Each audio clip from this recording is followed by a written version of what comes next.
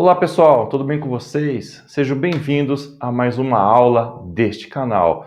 E no vídeo de hoje vamos falar sobre um algoritmo de ordenação, mas ainda dos elementares.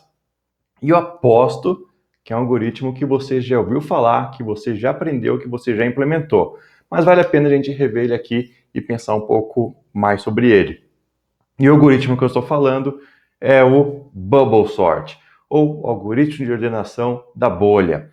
A ideia desse algoritmo ele é bem legal, porque o funcionamento dele é muito simples, ele é trivialíssimo de implementar. Agora, ele é mais fácil, mais difícil de implementar do que os outros elementares? Isso é discutível. A seleção talvez seja tão fácil quanto. Mas ele ainda vale a pena a gente conversar só para a gente discutir a ideia, só para a gente fechar os algoritmos elementares. Mas a ideia básica do Bubble Sort ela é mais ou menos o seguinte: vamos supor que você tenha um copo com a sua bebida preferida. O que será que é a sua bebida preferida? É um refrigerante, lá um Guaraná, né? Então, aquele Guaraná cheio de gás. Então, quando você olha o Guaraná cheio de gás, o que você enxerga? Você vê lá as várias bolinhas do Guaraná, né? Então, tá o seu copo cheio de Guaraná com as suas bolinhas. E, eventualmente, as bolinhas que são mais leves do que o Guaraná em si, elas acabam se elevando e vão lá para cima do Guaraná e elas estouram lá no fim do Guaraná e você sente o cheiro do gás e do Guaraná também. E quanto mais velho fica o seu Guaraná, o seu refrigerante, menos gás ele tem, então menos bolinhas você acaba vendo subindo para cima. Ah, tá bom, professor, meio maluco que você está falando, mas o que tem a ver com o nosso algoritmo de ordenação da bolha? A ideia é mais ou menos parecida. A ideia da bolha é você começar a flutuar os elementos que são mais leves e os elementos mais pesados, eles vão começar a pesar dentro do seu vetor. Então, o que acontece? Você vai ordenar um vetor de maneira não decrescente. O que acontece é que os elementos mais leves, ou os menores elementos, considerando inteiros, vão ficar lá no início do vetor e os elementos mais pesados, eles vão descer lá para o fim do vetor. Então, acho legal, professor, parece trivial. Só que o legal dele, né, você pode pensar assim, não, mas professor, isso já acontece com outro algoritmo, né? Sempre os menores vão para frente e os maiores vão para o fim do vetor. Então não tem nada de novo aí. Eu concordo com você, tem nada de novo. Mas o jeito que ele faz é bastante interessante. Ele é basicamente uma simulação do funcionamento do copo de Guaraná que eu acabei de comentar.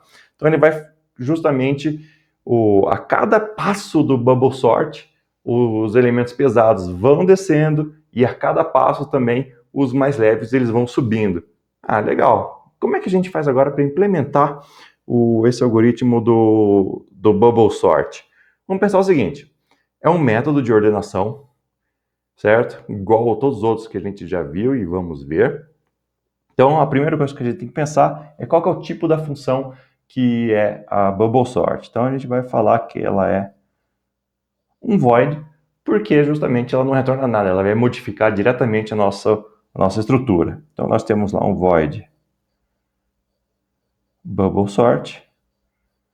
E o que a gente recebe de argumento? Nós vamos receber um conjunto de itens armazenados em um vetor e nós vamos receber o intervalo que esse vetor precisa ser ordenado. Então, a gente vai receber o elemento mais à esquerda, representado pelo L, e o mais à direita, representado pelo R. E a gente pode considerar sempre que é um intervalo fechado de elementos. Intervalo fechado, ou seja, o L faz parte do meu vetor e o R também faz parte do meu vetor. Bacana, professor. E agora, como é que eu faço para melhorar agora como é que a gente faz para começar a nossa brincadeira? Bem, para começar a brincadeira da nossa ordenação por bolha, ela é bastante simples. Lembra que eu falei? Você tem que começar a fazer os elementos pesados a ir mais para o fundo e os elementos mais leves começarem a ir para frente. Então, o que você vai fazer? Basta a gente começar a percorrer... zero não, né? O nosso vetor a partir de left, enquanto o J for menor que right, J++, E daí a cada passo a gente faz a seguinte pergunta: se o elemento em V de J mais 1 for menor que o elemento que está em V de J, né, vamos até desenhar aqui um vetor pequenininho. Então, aqui 0, 1, 2, 3. Aqui eu tenho 30, 10, 20 e 5. Aqui. Então, o que acontece? Quando a gente faz a nossa primeira chamada da nossa função bubble sort, nós vamos chamar lá bubble sort, o meu vetor V, né? Então, a gente tem aqui o nosso V, que é esse cara aqui, com o L sendo 0 e o R sendo 3. Então, aqui ele vai começar a fazer a pergunta. A gente começa aqui com o nosso J valendo em left. Então, o nosso J está aqui. E o nosso J vai até o R, que é 3. E daí ele faz a primeira pergunta. O V de J mais 1, ou seja, esse carinha que está no índice 1, ele é menor do que o cara que está no V de J, que é onde eu estou? Bem, nesse caso é. E daí o que acontece? Se ele é maior, se um é maior que o outro, quer dizer que eles têm que trocar de posição. Então, o que a gente faz agora? Basta a gente chamar a nossa funçãozinha lá, o CMP. Basta a gente chamar a nossa função exchange, que é a V de J mais 1 com V de J. Então, o que ele vai fazer? Ele vai trocar os nossos dois elementos toda vez que acontecer. E agora vai acontecer a mesma coisa, né? Então vamos só brincar com essa execução aqui. Então, na primeira iteração aqui com o J, vamos colocar ali, com o J valendo 0, ele pergunta se o J mais 1 é menor que o J, daí é, e daqui ele vai fazer, ele joga o 10 para cá, joga o 30 para cá. Acabou essa iteração, incrementa 1 no J, então o J passa a valer 1, e daí ele faz a pergunta se o V de J mais 1, que é o 20, se ele é menor que o elemento que está em V de J. Se for o caso, pimba, ele vai fazer a troca. Então, o 20 e o 30 trocam de lado. E depois o que acontece? Na próxima iteração, o J passa a valer 2, e daí ele pergunta se o V de J mais 1, que é o J de 3, se o J de 3, o elemento é menor do que está no V de J, que é o que está o 30, e daí o que acontece e daí ele vai fazer a troca, então o 5 vem para cá, e o 30 desce mais uma posição. Bem, a gente pode perceber que nessa passada, o maior elemento acaba chegando lá no fim, porque ele é o maior de todo mundo, então ele vai descendo, né? Super pesado, vai caindo lá, e os outros vão subindo ou caindo uma posição apenas. Ah, legal, professor, bonito. Tem como a gente trocar essa chamada desse if e do nosso exchange por uma chamada só? Se você voltar lá para o nosso primeiro vídeo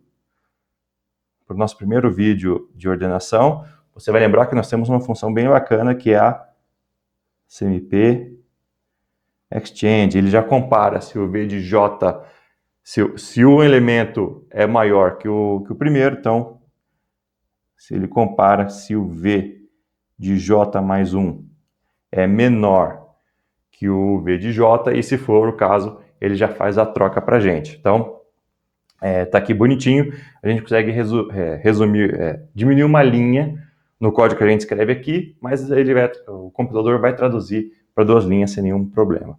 Bom, beleza, professor, então a gente já conseguiu fazer aqui um passo. O que mais? O que eu tenho que fazer agora? Bem, não tem muito jeito, a gente tem que fazer isso de novo. Então, vou ter que percorrer de novo meu vetor com todos os elementos e ver se ele chega, até ele conseguir ordenar. E quantas vezes tem que fazer isso? Veja, eu sei que, imagine que o menor elemento, no pior caso aqui, o menor elemento estava lá no fim do meu vetor, que no caso era o que aconteceu aqui, o 5 estava lá no fim do meu vetor. Para ele subir até a primeira posição, quantas vezes eu vou ter que executar esse conjunto de laços aqui? Vou ter que executar para todas as posições, vou ter que executar todas as posições. Então a gente tem que pensar que bastaria eu fazer aqui um for de int i igual a L, enquanto i for menor QR e mais, né? Então agora a gente tem aqui os nossos dois laços encadeados que vão resolver o nosso bubble sort. Vamos continuar a execução, né? Então a gente executou o primeiro passo lá, que seria com i valendo... Vou trocar a caneta aqui. Era como se a gente tivesse feito a execução com i valendo 0, né? Agora acabou. Agora a gente vai fazer a nossa execução com i valendo 1. E agora o nosso j, ele vale left, né? Sempre começa da esquerda, então o nosso j começa aqui valendo 0. E ele vai fazer a pergunta, o v de j mais 1, o v de j mais 1 é menor que o v de j? Não, não é o caso, então ele não vai fazer nada no compare exchange. Acabou que tem que fazer essa interação, soma 1 no j. Agora com j valendo 1, ele pergunta se o v de j, que é o v de j mais 1, se está o v de 2, se o elemento está lá é menor que o v de j. Se for o caso, ele faz a troca e aqui é o caso. Então quer dizer que o nosso 5 pula para cá, o nosso 20 vai para lá. Acabou que tem que fazer nessa iteração do j, soma mais 1 no j, o j passa a valer 2, e daí ele pergunta se o v de j mais 1 é menor do que está no v de j. Então, se o v de 3 é menor que o v de 2, não é o caso, ele para. E não tem mais o que fazer, né? Porque o nosso j passa a valer 3, mas a nossa condição de parada é com j sendo menor que r. Porque se a gente for um mais para o lado, se a gente testar com o j valendo 3, a gente vai perguntar se o v de j mais 1, que no caso seria aqui o j valendo o índice 4, então não faz parte do nosso vetor, então a gente não pode acessar, né? Então, acabou essa iteração. Quando acaba a iteração, o i finaliza e o i incrementa 1, então o i também é até menor que r, e a gente começa tudo de novo, com j valendo left, que no caso é 0, e dele vai fazer a pergunta. O v de j mais 1, que é o v de 1, está com um elemento menor do que está no v de 0? Tá, porque 5 é menor que 10. Então, se é o caso, ele vai pegar e vai fazer a troca. Então, o 5 vem para cá e o 10 vem para cá. Acabou que tem que fazer essa iteração, j vale 1, ele vai fazer a pergunta se o 20 é menor que 10, não é o caso, acaba a iteração, vale 2, com j valendo 2, pergunta se o 30 é menor que 20, não é o caso, daí acaba, o j vale 3, e chega no fim da nossa condição desse laço, ele encerra, o nosso i agora deixa de valer 2, e o nosso i agora vai valer 3. Com o i valendo 3, o que acontece? E agora com o i valendo 3, ele também finaliza o nosso laço, e sim, agora a gente tem aqui um vetor que está ordenado, bonitinho. E professor, e esse algoritmo ele é melhor, ele é pior, ele é mais fácil, ele é mais difícil de implementar que os outros? Bem, acho que o maior spoiler que eu tenho ele é tão fácil de implementar quanto os outros elementares, mas ele vai sempre se comportar de uma maneira pior. E a gente tem como saber quando vai se comportar pior? Bem, acho que o pior caso aqui que a gente pode imaginar é se o nosso vetor já está ordenado. O que acontece se o nosso vetor está ordenado? Imagine que a gente manda ordenar esse vetorzinho que a gente já tem pronto aqui com o nosso V. Então, 5, 10, 20, 30. O que vai acontecer? Ele vai começar lá com I valendo 0. Daí com I valendo 0, ele entra no laço do J. Daí com o J valendo 0, já que o nosso vetor vai de 0 até 3.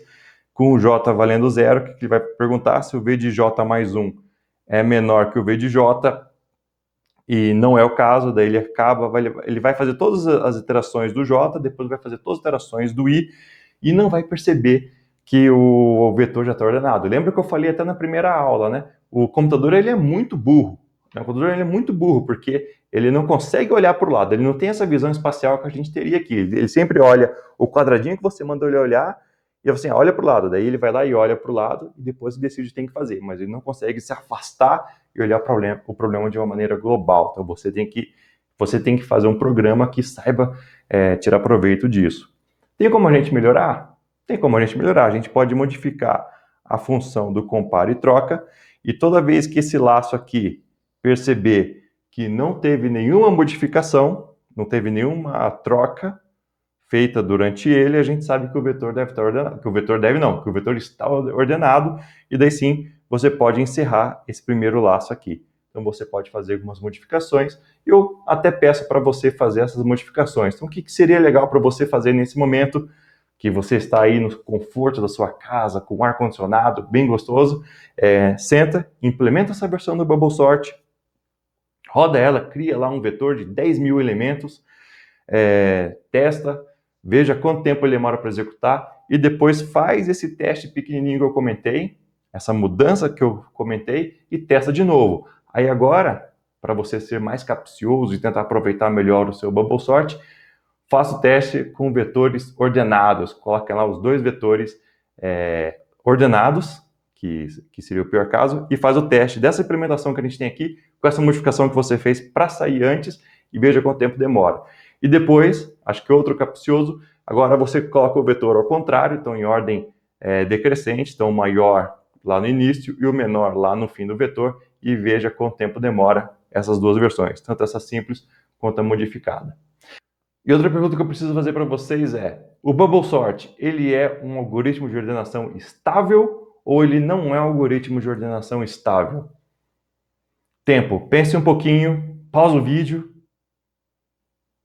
E sim, o Bubble Sort é um algoritmo de ordenação estável, ou seja, ele mantém a ordem relativa dos elementos da mesma maneira que eles aparecem no vetor. Então, um elemento que sempre vem antes de outro, com a mesma chave, quando tem a mesma chave, ele vai permanecer sempre atrás do outro que já estava na posição original, certo? Então é isso aí, pessoal. Espero que vocês tenham gostado. Nos vemos na próxima aula. Tchau, tchau.